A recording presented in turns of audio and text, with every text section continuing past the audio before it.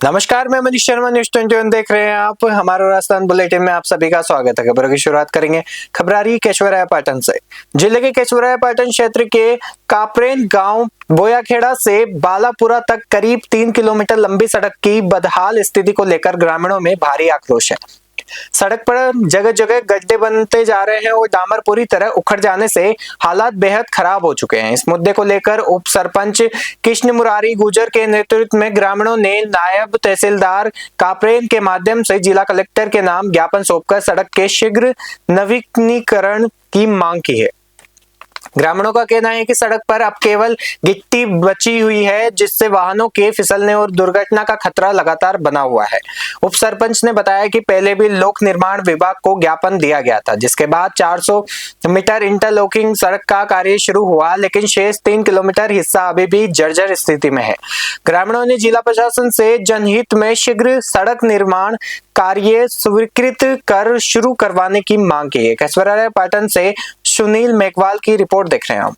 जयपुर से खबर आ रही है। राजधानी जयपुर से बड़ी खबर सामने आ रही है। पैगंबर साहब पर कथित आपत्तिजनक टिप्पणी को लेकर मुस्लिम समाज में नाराजगी देखने को मिली।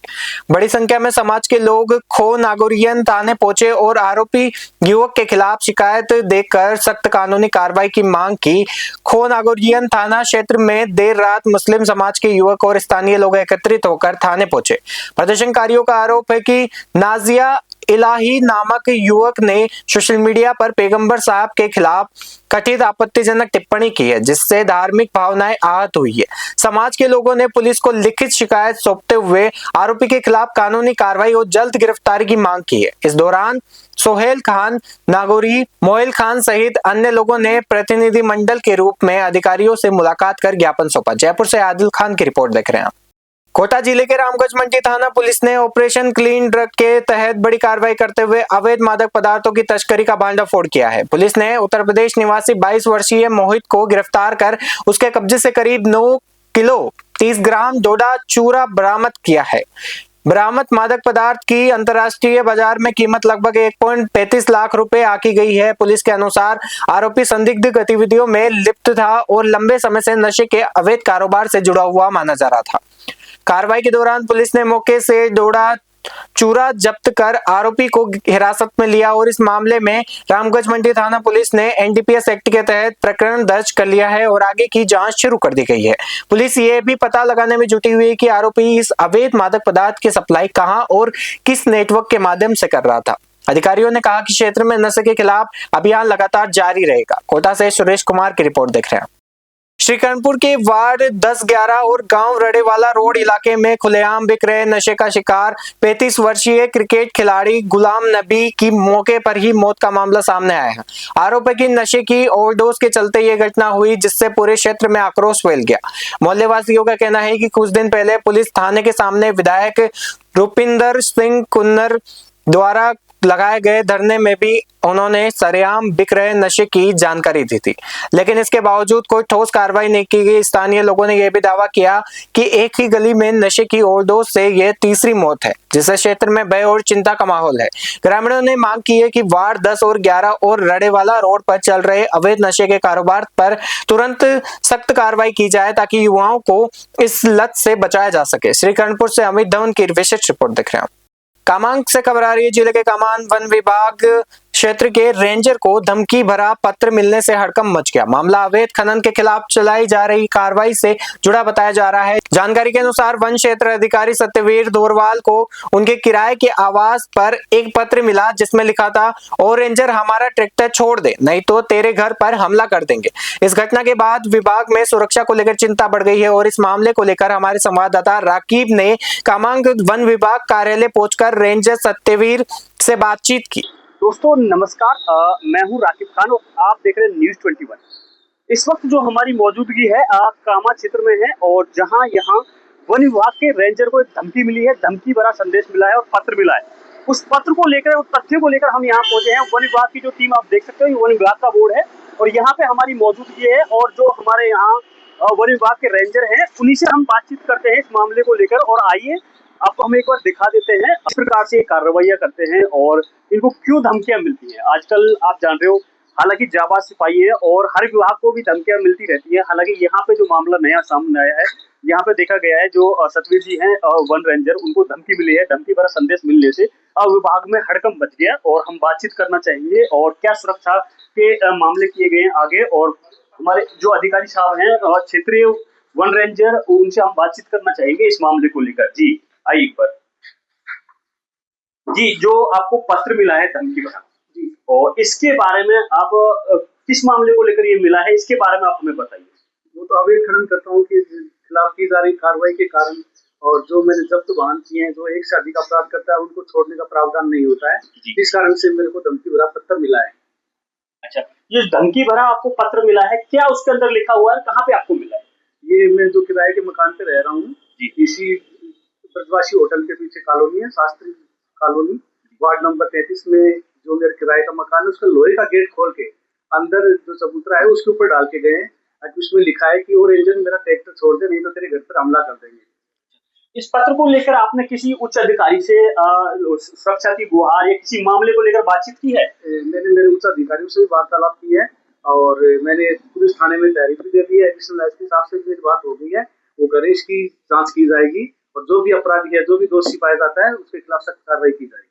और आप देख सकते हो हम वन रेंजर से बात कर रहे हैं और लगातार ये कार्रवाइयां देखने को मिलती है, जैसे पहाड़ के क्षेत्र में अवैध खनन में हो गई, अवैध गतिविधियां हो गई और वन्य क्षेत्र में हो गई, और पेड़ों से संबंधित जो भी कार्रवाइयां वन क्षेत्र होती है उसी को लेकर कार्रवाई करते हैं। और आपने इस दिन इससे पहले भी देखा था कछुआ की जो मामले की जो कार्रवाई हुई थी उसमें भी एक्शन लिया था। देखो, हालांकि जाबाज जो अधिकारी होते हैं उनको धमकियां मिलती रहती है, और फिर भी हम एक बार बातचीत करना चाहेंगे इस पत्र को लेकर, क्या कहना चाहते हैं आप, एक बार फिर से बता दीजिएगा हमारे दर्शकों को। ये तो क्या है कि अवैध खनन करता है, धमकियां देते रहते हैं, कोई बात नहीं, फिर भी हम निडर होकर कार्रवाई करेंगे। अच्छा, आप डरने वाले नहीं हो इनसे? क्या डरना है साहब, नौकरी करनी है, सरकार के नुमाइंदे, हम सरकार ने जो हमें काम दिया है उस काम को कर रहे हैं, हम सरकार के आदेशों की पालना कर रहे हैं, विभाग के जो काम है हमें दिए गए वो सह दिल से कर रहे हैं हम। जैसे कि मैंने सुना है कि यहाँ पे कुछ ट्रैक्टर पकड़े हुए हैं, उनमें से किसी की गतिविधि आपको नजर आती है? देखो, हम यूं नहीं कर सकते किसका कारण है ये। अच्छा, किसका, हम एक आदमी का नाम नहीं ले रहे हैं। बाकी जो मैंने ट्रैक्टर जब्त कर रखे हैं, हो सकता है उनमें से हो या हो सकता है कोई और हो, ताकि हम अवैध खनन के प्रति कार्रवाई ना करें। थाने में आपने इस मामले को लेकर कोई एफआईआर वगैरह दर्ज कराई? हाँ बिल्कुल, मैंने तहरीर दे दी है थाने में, इसके खिलाफ कोई कार्रवाई होगी। जी, हम आपको एक बार बता देते हैं, हमारे जो सतवीर जी हैं वन क्षेत्र अधिकारी के निर्देशन पे जो भी निर्देश चलाए जा रहे हैं, अभियान चलाए जा रहे हैं, उनके अंदर लगातार कार्रवाई चल रही है। और हालांकि इनको धमकी मिली है, धमकियों से डरने वाले नहीं है, मुझे लगता है बिल्कुल अच्छे अधिकारी हैं और जाबाज हैं। उपखंड क्षेत्र नारायणपुर के गांव गढ़ी मामोड़ में आयोजित ग्रामीण सेवा शिविर में बड़ी संख्या में ग्रामीणों ने भाग लेकर विभिन्न सरकारी योजनाओं का लाभ प्राप्त किया। शिविर के दौरान मौके पर ही पालनहार और सामाजिक सुरक्षा पेंशन से संबंधित प्रमाण पत्र वितरित किए गए और तथा वर्षों से लंबित कई पेंशन प्रकरणों का निस्तारण कर नई पेंशन भी स्वीकृत की गई। शिविर में दिव्यांगजनों के रोड वेज पास बनाए गए और खास सुरक्षा योजना से संबंधित केवाईसी सहित अन्य आवश्यक कार्य भी संपन्न किए गए। विभिन्न विभागों के अधिकारियों ने आमजन की समस्याएं सुनकर उनका समाधान किया। इस अवसर पर एसडीएम दिनेश शर्मा, तहसीलदार अनिल कुमार, विद्युत विभाग के डी कोहली, जलदाय विभाग की सुशीला सैनी, आयुर्वेद विभाग की संगीता यादव, चिकित्सा विभाग के चेतन सैनी, एनम संतरा आशा सहयोगिनी एवं आंगनबाड़ी कार्यकर्ता मौजूद रहे। वन विभाग के निरंजन शर्मा ने पर्यावरण संरक्षण का संदेश देते हुए ग्रामीणों से अधिक पेड़ पौधे लगाने की अपील की। शिविर को ग्रामीणों ने जन कल्याणकारी पहल बताया। नारायणपुर से भारत कुमार शर्मा की रिपोर्ट देख रहे हैं आप। नमस्कार सर, आज ग्रामीण सेवा शिविर लगा, इसमें कितने लोग लाभान्वित हुए सर? आज ग्रामीण सेवा शिविर में किसानों को विभागीय योजनाओं के बारे में जानकारी दी गई तथा एक फार्म बॉन्ड की पोस्ट की गई, जिसमें जल बचत योजनाओं के बारे में बताया गया तथा किसानों से अपील की गई कि जल की बचत की जाए। धन्यवाद। नमस्कार सर, आज जो ग्रामीण सेवा शिविर ग्राम गढ़ी मामलों में आयोजित हुआ, आप समाज कल्याण विभाग यहाँ पहुँचे हैं, तो कितने पेंशन स्वीकृति और कैंसर पालनहार के कितना हुआ सर? आज ग्राम पंचायत गढ़ी में जो ग्रामीण सेवा शिविर का आयोजन किया गया, इसमें कुल हमने 5 नए पेंशन के आवेदन और कुछ पेंशन जो जनाधार में या किसी अन्य कारण से बंद कर दी गई थी, उन पेंशन को हमने रीओपन किया। इसके अलावा मुख्यमंत्री पालनहार योजना में मौके पे ही हमने तुरंत 2 नए आवेदन जिनके कुल 5 बच्चों को पालनहार योजना से जोड़ा गया। इसके अलावा मुख्यमंत्री कन्यादान योजना में भी हमने मौके पर भी एक आवेदन किया गया। इसके अलावा विशेष योग्यजन जो UDID कार्ड है, मौके पे ही 2 UDID कार्ड यहाँ इश्यू किए गए। Thank you. नमस्कार मैम। नमस्कार मैम। आज जो शिविर लग रहा है इसमें कितने व्यक्ति लाभान्वित हुए? आज काफ़ी संख्या में लोग लाभान्वित हुए, आयुर्वेद औषधियों का फ़ायदा लिया और लोगों के बारे में जागरूक किया लोगों को, और काफ़ी परामर्श। बस्ती से खबर आ रही है जहां महात्मा गांधी खेल स्टेडियम विराजपुरा के जीर्णोद्धार और सुरक्षा व्यवस्था और खेल सुविधाओं के विकास की मांग को लेकर खिलाड़ियों का धरना SDM कार्यालय के सामने 24 घंटे से अधिक समय से जारी है। प्रशासनिक अधिकारियों और जनप्रतिनिधियों और राजनीतिक व्यक्तियों के साथ हुई वार्ताओं के बावजूद किसी भी मुद्दे पर सहमति नहीं बन सकी है।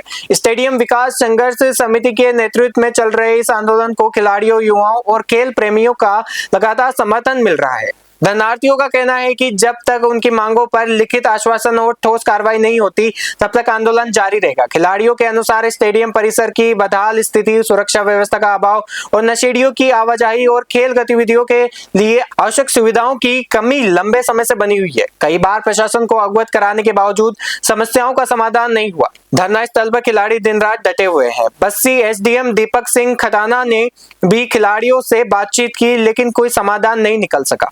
संघर्ष समिति ने चेतावनी दी है कि मांगे पूरी नहीं होने पर आंदोलन को और व्यापक किया जाएगा। बस्सी से भारत कुमार शर्मा की रिपोर्ट देख रहे हैं। बस्सी में एक स्कूल का स्टेडियम है जो बिराजपुरा ग्राम पंचायत के अंतर्गत आता है, कॉलेज के पास में। वहाँ का जो उसका एक भवन है वो ऐसा बताते हैं कि ये जर्जर स्थिति में है। एक तो उसके संबंध में कि उसका या तो पुनर्निर्माण हो जाए या नया भवन बन जाए। दूसरा है कि इनकी डिमांड है कुछ शराब पीने आ जाते हैं लोग रात को, या स्मैक्स आ जाते हैं, वो बदमाशी करते हैं, या फिर कोई गाड़ी चलाने आ जाता है। इस टाइप की कुछ इनकी डिमांड है, गेट वगैरह की, लाइट वगैरह लगाने की। तो उसको लेके ये धरना प्रदर्शन कर रहे हैं। इनसे बात भी हो गई है, तो अपन जो भी उचित समाधान हो सकता है अपने लेवल पर वो करने का प्रयास कर रहे हैं। कुछ तो अपन DMFT के थ्रू 30-35 लाख का बजट भेजा हुआ है अपन प्रपोजल। सबसे पहले तो शौचालय चाहिए, चेंजिंग रूम चाहिए वहाँ पे, और गेट होना चाहिए, और तारबंदी। मतलब जो नशेड़ी लोग हैं जो ऊपर से डंडा कूद के भी आ जाते हैं ना, तो वहाँ पे तारबंदी चाहिए। पानी की टंकी भी चाहिए, इतनी है। ये सब साफ सफाई, ये सब वहाँ पर साफ सफाई चाहिए, और वहाँ पर बाउंड्री होनी चाहिए, और यानी कि वहाँ हर सुविधा मिले बच्चों को, यानी कंफर्टेबल हो। गर्ल्स ज़्यादातर यानी चेंजिंग रूम और गटर बाथरूम और पानी की टंकी ये सब होनी चाहिए।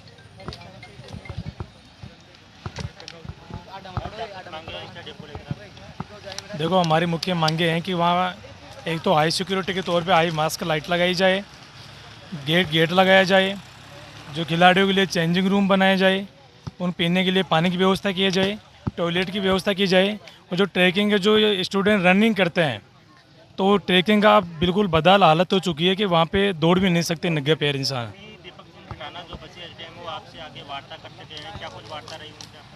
वो आके बोल रहे हैं कि सरकार की तरफ से तो मैं कोई मदद कर नहीं पाऊँगा। आपके CSR फंड होता है कंपनियों का, CSR फंड से वो डेवलपमेंट कराने की बात कर रहे थे, लेकिन उसमें कोई बात सहमत करने वाली इसलिए नहीं होती कि CSR फंड का जो टाइमिंग जो पीरियड होता है उसका कोई क्राइटेरिया नहीं होता। उस महीने भी लग जाए, 6 महीने में लग जाए और साल भर भी लग जाए, तो उससे हम सहमत नहीं हैं।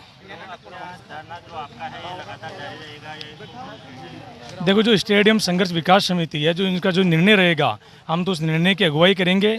उनके निर्णय की पंक्ति में लड़ने के लिए तैयार खड़े मिलेंगे। जो भी निर्णय लोग लेना होगा जो स्टेडियम संघर्ष समिति लेगी, उसके बाद में आगे की रणनीति तय की जाएगी।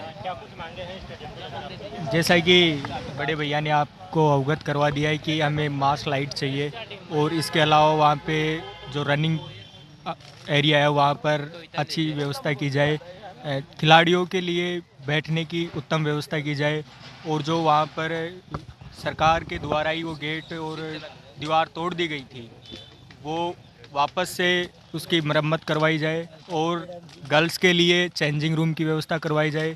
पीने का पानी नहीं है वहाँ पे, पीने के पानी की सुविधाएं करवाई जाए। वॉशरूम नहीं है वहाँ पे, तो वॉशरूम की सुविधाएं करवाई जाए, ये हमारी मांगे है। अगर जब तक ये मांगे पूरी नहीं होती तो हम अंतिम सांस तक यहाँ पर बैठे हैं। अभिषेक जी, आपकी क्या कुछ मांगे हैं स्कूल स्टेडियम को लेकर? सब देखो हमारी मांगे बहुत है, चार वैसे तो विशेष कर तो 4-5 मांगे हैं, जो कि वहाँ पे ड्रेस चेंज करने का भवन है वो बिल्कुल जर्जर हो चुका है और उसमें जो जालियाँ लगी हुई है वो टूट चुकी है, तो वो तुरंत के तुरंत प्रभाव से सही करवाया जाए। और दूसरी बात, जो वहाँ पे बाथरूम है वो भी ठीक प्रकार से चलते नहीं है अभी। और तीसरी बात, वहाँ पे पानी पीने की तो व्यवस्था है ही नहीं, ना ही लाइट की व्यवस्था है। और ये चीज़ का आश्वासन एसडीएम साहब देने आए। जिले के उनियारा क्षेत्र की ग्राम पंचायत बनेठा में आयोजित ग्रामीण सेवा शिविर में महिला सशक्तिकरण की प्रेरणादायक तस्वीर देखने को मिली। शिविर के दौरान राजीविका से जुड़ी स्वयं सहायता समूहों की महिलाओं को महिला निधि योजना के तहत 28,80,000 रुपए की आर्थिक सहायता प्रदान की गई। कार्यक्रम में देवली उनियारा विधायक राजेंद्र गुर्जर मुख्य अतिथि के रूप में शामिल हुए। उन्होंने महिलाओं को आत्मनिर्भर बनने और स्वरोजगार के माध्यम से अपनी आर्थिक स्थिति मजबूत करने के लिए प्रेरित किया। इस अवसर पर उपखंड अधिकारी सुमन गुर्जर, विकास अधिकारी शंकरलाल मेघवाल, तहसीलदार पूजा मीणा तथा राजीविका के एरिया कोऑर्डिनेटर गणपत गुर्जर भी मौजूद रहे। अतिथियों ने महिला समूहों की सराहना करते हुए कहा कि ऐसी योजनाएं ग्रामीण महिलाओं को आर्थिक रूप से सशक्त बनाने में महत्वपूर्ण भूमिका निभा रही है। महिला निधि योजना के तहत मिले वित्तीय सहयोग से महिलाओं को अपने व्यवसाय और आजीविका गतिविधियों का विस्तार करने में मदद मिलेगी। उनियारा से राजेश सेन की रिपोर्ट देख रहे हैं आप। आज ग्रामीण सेवा शिविर बनेठा में आयोजित हुआ है। इसमें सब अपनी समस्याएं लेके आए और उनका एक एक करके सबका समाधान करने का प्रयास किया है। सरकार चाहती है कि हर आदमी को न्याय मिले, सबको सुविधा मिले, पानी, बिजली, शिक्षा, चिकित्सा की सुविधा सबको मिले। और हमारे जो कार्यकर्ता हैं उनके माध्यम से सरकार की योजना नीचे तक अंतिम व्यक्ति तक पहुँचे, उसके लिए शिविरों का आयोजन किया है। और सरकार भी यही चाहती है कि शिविरों के माध्यम से जो लोग हमारे अधिकारी हैं, सब ब्लॉक लेवल के अधिकारी हैं, और जो यहाँ उसकी समस्या का समाधान यहाँ हो सकता है तो यहाँ किया जाए, जिले स्तर की तो जिले स्तर पे किया जाए, और किसी बात की किसी को परेशानी नहीं, इसके लिए ये शिविर लगाया जाए। लगभग कितनी शिकायतें प्राप्त हो गई अब तक? काफ़ी शिकायतें थी, अभी काउंटिंग तो नहीं की, पर हर आदमी की जो भी आया उसकी शिकायतों का समाधान करने का भरसक प्रयास किया गया है। और मेरा ऐसा मानना है कि वो दोबारा पुनः इस शिविरों में नहीं आए, उनका काम हो जाए ताकि वो आराम से अपना जीवन यापन कर सके, अपने आराम से वो बगैर चिंता के अपने काम कर सके। और जो भी समस्या है उनका सबका समाधान हमने कर दिया है। बाकी रहे जिनकी कोई भी अगर जिले स्तर का है तो उसका भी कराएंगे। देखिए सर, इस भीषण गर्मी में सबसे ज़्यादा जो आज समस्या देखने को मिली पानी, उसके क्या कुछ ठोस कदम उठाए जाएंगे? बिसलपुर प्रोजेक्ट का पानी सभी को मिलेगा और उसके लिए घर घर जल योजना जो चलाई जा रही है। पर वो कारण ये हुआ कि पहले जो कांग्रेस कार्यकाल में जब इसका टेंडर हुआ था उस समय कई त्रुटियाँ रह गई, अलाइनमेंट सही नहीं था, टंकियाँ नहीं बनाई, पाइप लीकेज हो रहे हैं उनका, और हल्के पाइप इस्तेमाल करे। तो उसके लिए हमने उसकी जांच करवा के जहाँ जहाँ सड़कें टूटी हैं वो भी बनवाएंगे।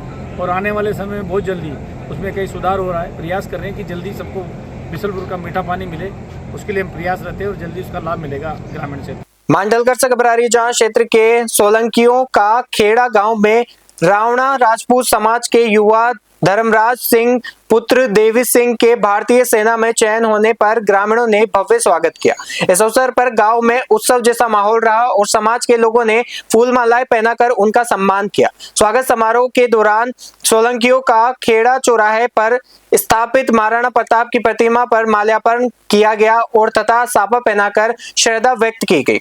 उपस्थित लोगों ने महाराणा प्रताप के जयकारे लगाते हुए उनके शौर्य, पराक्रम और राष्ट्रभक्ति को याद किया। कार्यक्रम में आसपास के गांवों से बड़ी संख्या में लोग शामिल हुए। माताओं, बहनों और बुजुर्गों और युवाओं ने धर्मराज सिंह को शुभकामनाएं देते हुए उनके उज्जवल भविष्य की कामना की। ग्रामीणों ने कहा कि सेना में चयन से न केवल उनके परिवार बल्कि पूरे क्षेत्र का सम्मान बढ़ा है। इस दौरान वक्ताओं ने अग्निवीर योजना की सराहना करते हुए कहा कि इससे ग्रामीण और आर्थिक रूप से कमजोर परिवारों के युवाओं को देश सेवा का सुनहरा अवसर मिल रहा है। मांडलगढ़ से रामलाल जाट की रिपोर्ट देख रहे हैं आप।